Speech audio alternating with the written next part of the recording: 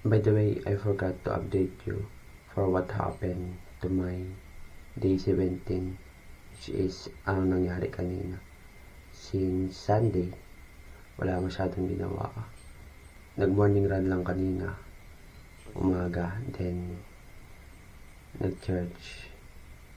And yun, buong araw, nag-rest lang talaga. As in, natulog, ganun.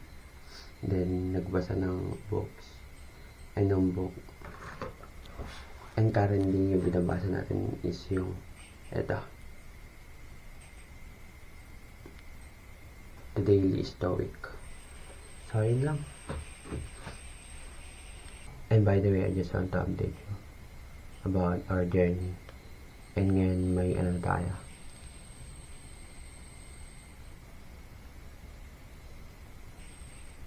157 followers.